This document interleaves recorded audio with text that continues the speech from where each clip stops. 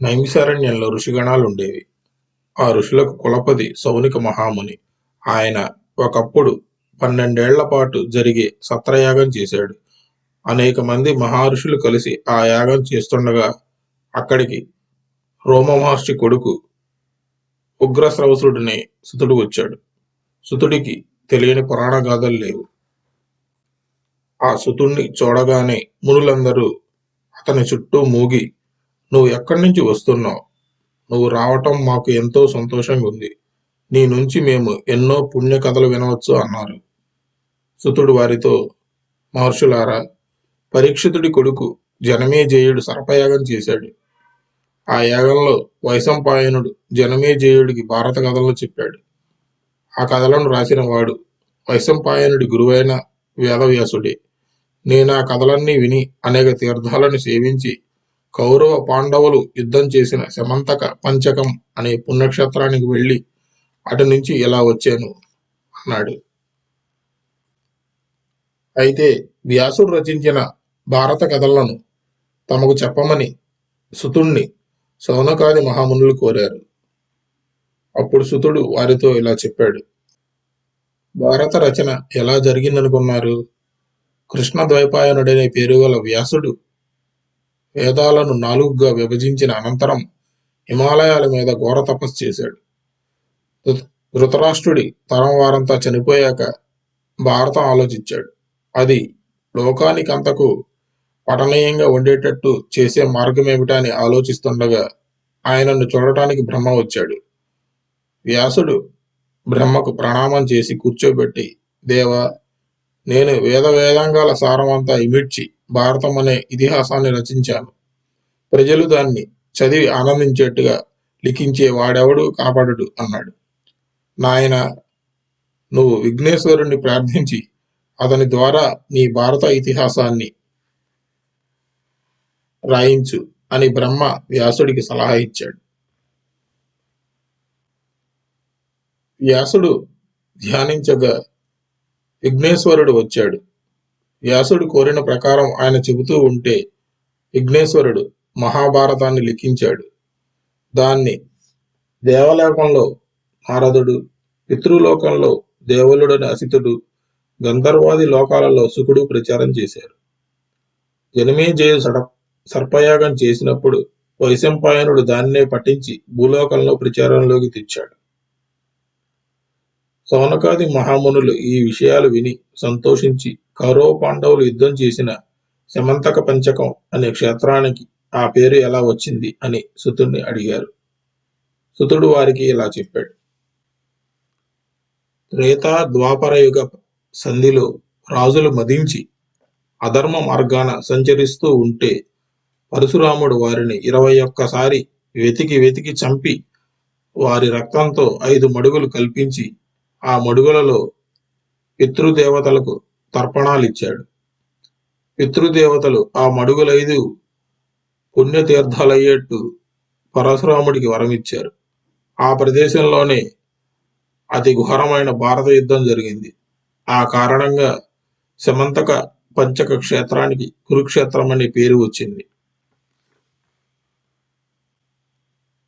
పరీక్షితుడి కొడుకైన జనమేజయుడు ఆ కురుక్షేత్రంలో తన తమ్ముళ్ళైన శృతసేన, ఉగ్రసేన, భీమసేన వారి సహాయంతో దీర్ఘమైన సత్రయాగం చేశాడు. ఆ సమయంలో సరమ అనే దేవతా శునకం కొడుకు సారమేయం అనేది యజ్ఞవాటికలో తిరుగుతూ ఉంటే జనమేజయుడు తమ్ముళ్ళు ఆ కుక్కను కొట్టారు. అది వెళ్ళి తన తల్లి అయిన సరమతో చెప్పింది. సాధువులు, పేదలు అయిన వారికి కీడు చేస్తే కట్టి కుడపకపోదు అని సరమ తిట్టింది. సరమ తిట్టు శాపమై తగులుతుందేమోనని భయపడి జనమేజయుడు హస్తినాపురానికి తిరిగి వచ్చి శాంతి కర్మలు చేయించడానికి పురోహితుడెవడైనా దొరుకుతాడా అని చూడసాగాడు. ఒకసారి అతను అరణ్యంలో వేటాడబోగా అక్కడ శృతశ్రవుడి ఆశ్రమం కనబడింది. శృతశ్రవుడికి సోమశ్రవుడనే కొడుకు ఉన్నట్టు తెలిసి జనమేజయుడు, "మీ కుమారుణ్ణి నాకు పురోహితుడిగా ఇవ్వగలరా" అని శృతస్రవుణ్ణి అడిగాడు. అప్పుడు ఆయన, నా కొడుక్కి ఒక నియమం ఉన్నది. బ్రాహ్మణుడైన వాడు ఏది అడిగినా నా కొడుకు ఇచ్చేస్తాడు. అతని ఆ నియమాన్ని భంగం కాకుండా నువ్వు చూసే పక్షంలో అతను నీకు పురోహితుడిగా ఉంటాడు అన్నాడు శృతస్రవుడు. జనమేజయుడు అందుకు సమ్మతించి సోమశ్రవుణ్ణి హస్తినాపురానికి తీసుకుపోయి అతని సహాయంతో అనేక యజ్ఞాలు చేశాడు. ఇలా ఉండగా ఒకనాడు జనమేజయుడు వద్దకు ఉదంకుడు అనే మహర్షి వచ్చి, రాజా, చెయ్యవలసిన పని ఉపేక్షించి చేతులు కట్టు కూర్చున్నావేమిటి అన్నాడు. దానికి జనమేజయుడు, స్వామి, క్షత్రియ ధర్మాలన్నీ తప్పకుండా ఆచరిస్తున్నానే, ఏమిటి నేను చేయక మానినది అని జనమేజయుడు ఉదంకుణ్ణి అడిగాడు. అప్పుడు అతను, సర్పయాగం చెయ్యి, ఆ దుర్మార్గుడు తక్షకుణ్ణి బూడిద చెయ్యి, మీ తండ్రి అయిన పరీక్షిత్తుని కాటు వేసి చంపింది ఆ తక్షకుడే కదా, మీ తండ్రి ప్రాణాలను రక్షించడానికి వచ్చే కాశ్యపుడికి అంతులేని ధనాన్ని లంచంగా పెట్టి తిప్పి పంపేసింది కూడా వాడే కదా అన్నాడు ఉదంకుడు. నిజానికి ఉదంకుడికి కూడా తక్షకుడి పైన పగ ఉన్నది. దానికి కారణం ఇది. ఈ ఉదంకుడు వేదుడనే ఋషి దగ్గర చదువుకొని గృహస్థాశ్రమంలో ప్రవేశించబోతూ తన గురువుని గురుదక్షిణ ఏమి ఇవ్వమంటారని అడిగాడు. దానికి ఆయన, నా భార్య ఏమి కోరుతుందో అడిగి చూడు అన్నాడు. ఉదంకుడు గురుపత్నిని ఏమి కావాలని అడిగాడు. ఆవిడ అప్పుడు ఇలా అన్నది, ఇవాళ్లకు 4వ రోజున నేను పుణ్యక వ్రతం చేసుకుంటాను. అప్పుడు కుండలాలు పెట్టుకోవాలని ఉన్నది. నేను కోరే కుండలాలు పోష్యుడనే రాజు భార్య వద్ద ఉన్నాయి. చేతనైతే వాటిని తెచ్చి ఇయ్యి అన్నది గురుపత్ని. ఉదంకుడు పోష్యరాజు భార్య వద్దకు పోయి సంగతి చెప్పాడు. ఆమె తన కుండలాలు ఇవ్వటానికి ఒప్పుకున్నది. కాని వాటిని తస్కరించడానికి తక్షకుడు ఎల్లప్పుడూ ఎదురు చూస్తూ ఉంటాడని హెచ్చరించింది. ఆమె అన్నట్టే జరిగింది. ఉదంకుడు ఆ కుండలాలను తీసుకొని అరణ్య మార్గాన పోతూ ఒకచోట మడుగు చూసి కుండలాలను ఒకచోట పెట్టి ఆచమించటానికి మడుగు దగ్గరికి పోయేసరికి అప్పటిదాకా ఉదంకుణ్ణి దూరంగా వెన్నాడుతూ వచ్చిన తక్షకుడు ఆ కుండలాలను హరించి పారిపోసాగాడు. నగ్న మానవ రూపంలో ఉన్న తక్షకుణ్ణి ఉదంకుడు తరిమి పట్టుకున్నాడు. వెంటనే తక్షకుడు పాముగా మారి ఒక బిలంలో దూరాడు. ఉదంకుడు ఆ బిలాన్ని ఒక కర్రతో తవ్వి పెద్దది చేస్తూ ఆ మార్గాన పాతాళానికి చేరుకున్నాడు. అక్కడ ఉన్న నాగులను ఉదంకుడు ఎంత స్తోత్రం చేసినా లాభం లేకపోయింది. చివరికి అతనికి ఒక గుర్రం మీద కూర్చొని ఉన్న ఒక మనిషి కనిపించాడు. ఆ గుర్రం అగ్ని, దాని మీద ఉన్నవాడు ఇంద్రుడు. ఆ సంగతి ఉదంకుడికి తెలియదు. అయినా ఆ మనిషి తనను నీకేం కావాలి అని అడిగితే ఉదంకుడు నాగలోకాన్ని తనకు ఆధీనం చెయ్యమన్నాడు. వెంటనే ఆ గుర్రం నుంచి భయంకరమైన అగ్ని జ్వాలలు వెలువడ్డాయి. నాగలోకమంతా బూడిదైపోతుందని భయపడి తక్షకుడు కుండలాలను తెచ్చి ఉదంకుడికి ఇచ్చాడు. అతను వాటిని సకాలంలో గురుపత్నికి అందచేశాడు. ఉదంకుడి ద్వారా తన తండ్రిని చంపినది తక్షకుడని తెలియగానే జనమేజయుడు తన మంత్రులను అలా జరగటానికి కారణమేమిటి అని అడిగాడు. వాళ్ళు పరీక్షిత్తు మరణ వృత్తాంతం ఇలా చెప్పారు. భారత యుద్ధంలో చనిపోయిన అభిమన్యుడికి ఉత్తరకు పుట్టిన పరీక్షిత్తు కృపాచార్యుడి వద్ద విలువిద్య నేర్చి పాండవుల అనంతరం రాజ్యపాలన చేస్తూ వచ్చాడు. ఆయనకు వేట అంటే చాలా ఇష్టం. ఒకనాడు ఆయన వేట తమకంలో అరణ్యంలో తన చేత దెబ్బతిని పారిపోయే జంతువును తరుముకుంటూ శమీకుడు అనే మహాముని తపస్సు చేసుకుంటున్న చోటికి వచ్చి బాణం తగిలిన మృగం ఇటుగా పరిగెత్తుకుంటూ వచ్చింది. అది ఎటుగా పోయింది అని అడిగాడు. మౌనంగా తపస్సు చేసుకునే శమీకుడు సమాధానం చెప్పలేదు. పరీక్షిత్తుకి కోపం వచ్చింది. అతను ఒక చచ్చిన పామును తీసి శమీకుడి మెడలో వేసి వెళ్ళిపోయాడు. శమీకుడి కొడుకైన శృంగికి ఒక మిత్రుడి ద్వారా పరీక్షిత్తు చేసిన పని గురించి తెలిసింది. ముక్కోపి అయిన శృంగి ఇవాళ్లకు 7వ రోజున పరీక్షిత్తు తక్షకుడి విషంతో చచ్చిపోవుగాక అని శాపం ఇచ్చాడు.